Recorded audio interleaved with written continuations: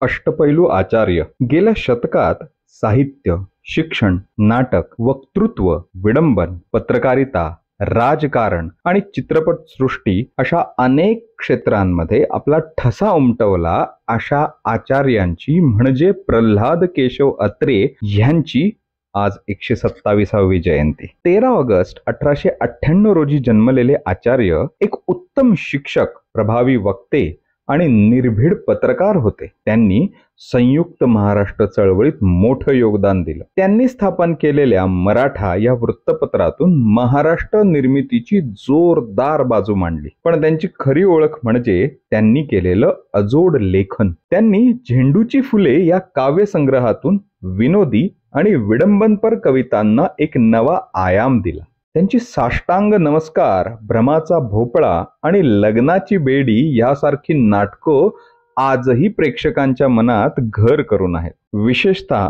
मी असा झालो आणि कऱ्हेचे पाणी या त्यांच्या आत्मचरित्रांनी त्यांच्या आयुष्याचा खरा प्रवास उलगडला. आचार्य अत्रे फक्त लेखक नव्हते तर एक यशस्वी चित्रपट दिग्दर्शकही होते. त्यांनी दिग्दर्शित केलेल्या श्यामची आई या चित्रपटाला 1954 साली सर्वोत्कृष्ट चित्रपटाचा राष्ट्रीय पुरस्कार मिळाला होता. आपल्या परखड भाषेतून आणि अमोघ वक्तृत्वातून त्यांनी महाराष्ट्राच्या समाजकारणावर आणि राजकारणावर मोठा प्रभाव पाडला. 13 जून 1969 रोजी या महान व्यक्तिमत्वाने जगाचा निरोप घेतला.